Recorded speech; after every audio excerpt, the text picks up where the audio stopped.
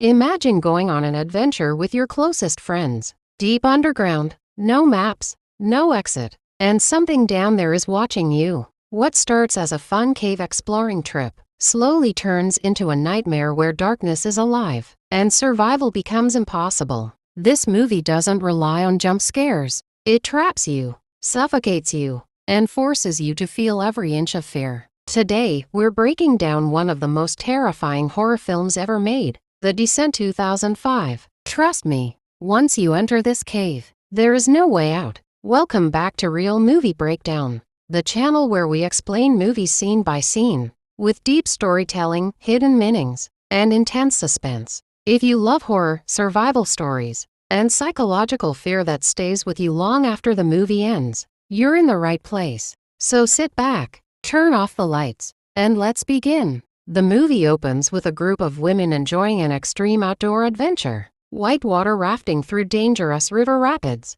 They are laughing, screaming, living in the moment. At the center of the group is Sarah, a woman who looks happy, strong, and fearless. But this happiness is short-lived. After the rafting trip, Sarah is riding home in a car with her husband Paul and their young daughter Jessica. Everything feels normal until tragedy strikes. Another vehicle crashed into them at full speed. In a brutal and shocking moment, Sarah survives, but her husband and daughter do not. This accident completely destroys her life. 1 year passes. Sarah is no longer the same person. She's emotionally broken, distant, and struggling with trauma. Her friends worrying about her. They decide the best way to help Sarah heal is to take her on another adventure. Something intense, dangerous, and distracting. Their plan: cave exploring. The group consists of 6 women. Sarah emotionally shattered but physically strong. Juno confident, fearless, and natural leader. Beth, Sarah's closest friend. Rebecca, cautious and practical. Holly, adventurous and reckless. Sam, calm and supportive. These women are experienced thrill seekers. They've climbed mountains, explored caves, and faced danger before. But this time, things will be very different. They arrive in a remote mountain region, where Juno reveals the cave they're about to explore. Here's the problem. This cave is uncharted. No official maps, no rescue teams. No one knows they are inside. Juno secretly changed the plan. Without telling the group, she wanted a bigger challenge. Sarah is uncomfortable, but she doesn't argue. She's numb, almost careless about her own safety. As they descend into the cave, the world above disappears. Natural light fades. Darkness surrounds them. The cave is tight, wet, and claustrophobic. They crawl through narrow tunnels, squeeze between sharp rocks, and rely completely on their headlamps. At first, it feels like a test of courage, but soon, the cave starts fighting back. While crawling through a tight passage, the tunnel suddenly collapses behind them. Rocks crash down. The exit is gone. Panic sets in. Now there is only one way forward. Sarah begins to feel overwhelmed. Her breathing becomes heavy. This is where the movie starts to change tone. The cave no longer feels like a challenge. It feels like a trap, injury and fear. During a risky climb inside the cave, Holly slips and falls. She breaks her leg badly. Blood, screams, pain. The group realizes something terrifying. If anyone dies down here, there is no escape. No help is coming. The darkness feels thicker. The silence feels louder. And Sarah starts hearing things. While resting, Sarah notices strange markings on the cave wall. Scratches, not made by animals. Then suddenly, she sees a shadow move. At first, she thinks it's her imagination. But deep down, she knows something is wrong. The cave is not empty. Sarah's trauma starts resurfacing.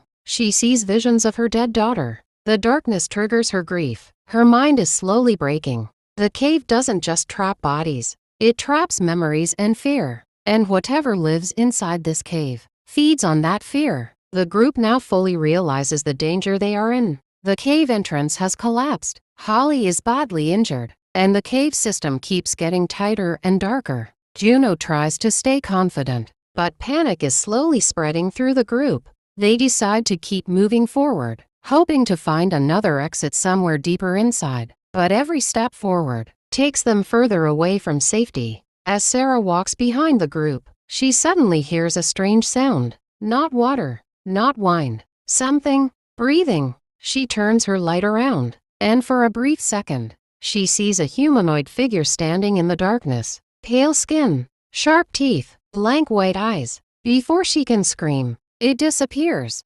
Sarah freezes. She tells the others what she saw, but no one fully believes her. They think it's stress, hallucination, trauma, but the audience knows better. The first kill. While resting, Holly becomes separated from the group. Her leg injury slows her down. She calls out for help. Suddenly, something attacks her from behind. It's fast, violent, brutal. The creature smashes her head against the rocks, killing her instantly. This is the moment the movie makes it clear. These creatures are not ghosts, not imagination. They are real, and they are hunting. The creatures are later revealed to be known as crawlers. They are pale, blind humanoids who have evolved to live in complete darkness. They rely on sound, smell, and movement. They live deep underground and feed on anything that enters their territory. The cave is their home, and the women are trespassers. When the group discovers Holly's body, panic explodes.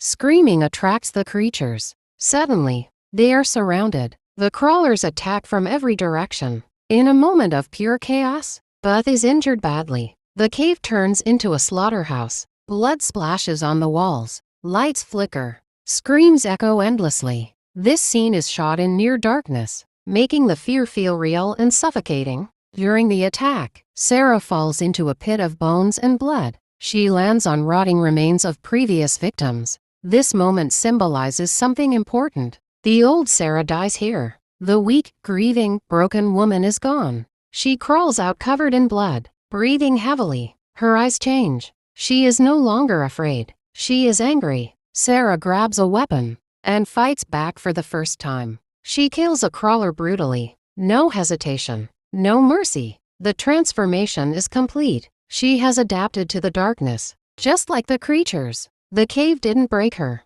It rebuilt her. Sarah finds Beth, who is badly injured. Beth reveals a shocking truth. Before the cave trip, Juno was having an affair with Sarah's husband Paul, and Beth knew about it. This revelation hits harder than any monster. Sarah's emotional wounds reopen, but before she can react, a crawler attacks. Juno accidentally stabs Beth and leaves her behind to die. This moment confirms something important. The real monsters aren't only the creatures. Sometimes, they're human.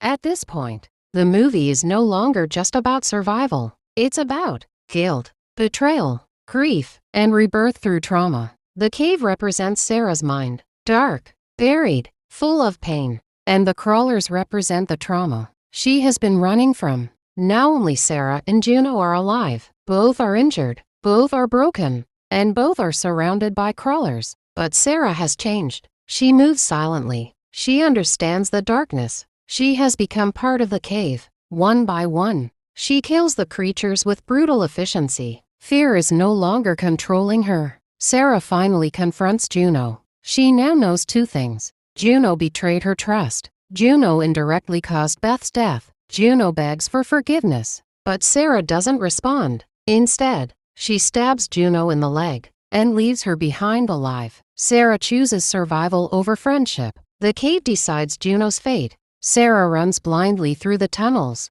chased by crawlers. Finally, she sees light. She escapes the cave and collapses outside, screaming and crying. For a moment, it feels like she survived. But then, Sarah suddenly wakes up. She's still inside the cave, surrounded by darkness, surrounded by crawlers. The escape was only in her mind. The movie ends with Sarah sitting in the cave, hallucinating her daughter, smiling peacefully, accepting her fate. The true meaning. The Descent is not just a horror movie. It's about grief that traps you, trauma you can't escape, and how survival sometimes costs your humanity. Sarah didn't escape the cave. She became part of it. If you enjoyed this dark and disturbing breakdown, make sure to subscribe to Real Movie Breakdown. More horror, more psychological thrillers, more stories that stay with you. Thanks for watching, and I'll see you in the next breakdown.